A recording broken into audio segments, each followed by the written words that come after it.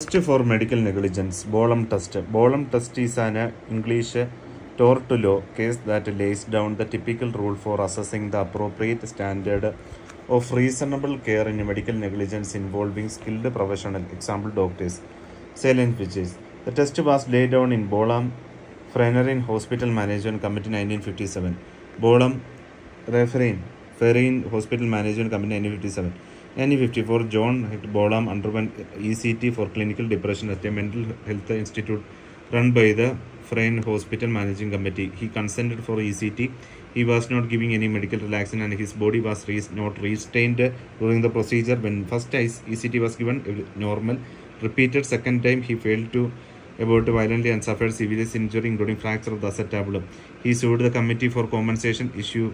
Bolam argued that the committee was not negligent for not giving a relaxation and not restraining him, not warning him about the risk involved.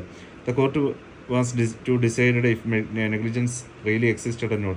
Judge Mr. Justice McNair judgment. The hospital was not reasoning. The court developed the Bolam test to assess the negligence, much like McNaughton rules and after McNaughton judgment. However, unlike Bolam test, McNaughton rule did not come directly from the judgment from some questions posed. There are two parts of Bolam test. The first part is that if a doctor reaches the standard of a responsible body of medical opinion, which is reaches the standard of a responsible body of a medical opinion, he is not negligent, even if some specialists hold a contrary opinion. The test is applicable to professionals having more than average skill and abilities. The second party lays down the standard of care.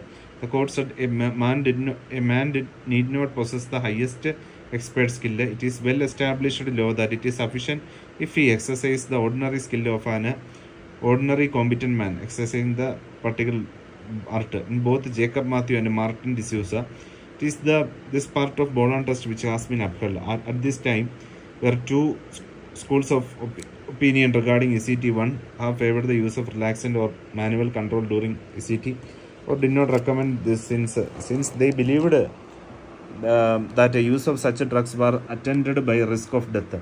Similarly, there were two bodies of competent opinion on the question whether the patient should warned about risk of fracture. One view is that he should be warned, otherwise the risk was very small.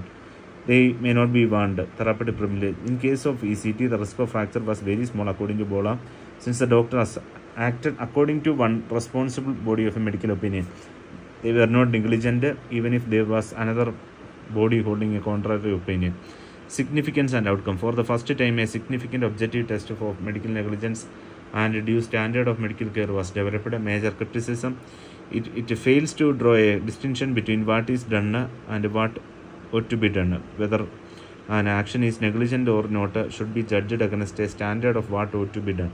Something which is done, even if by most people, could still be negligent if it falls below the standard of what ought to be done. It should not be applicable to ethical issues. Bolam test may be justified when applied to cases of medical litigation involving diagnosis and treatment. However, it may not be the correct test for ethical issues. Example, information disclosure to patient and medical intervention if in person unable to give valid consent, etc. There are issues involving ethics and fundamental rights of individuals. In such cases, the doctor should set the standard rather than a body of medical opinion, no matter how responsible or authority. Relying on a Bolam test, even in ethical issues, enlarges the role of doctor to that of moral operator. Current status applicable in most countries. In India, Jacob Matthew case, Supreme Court made it applicable in India too. Thank you.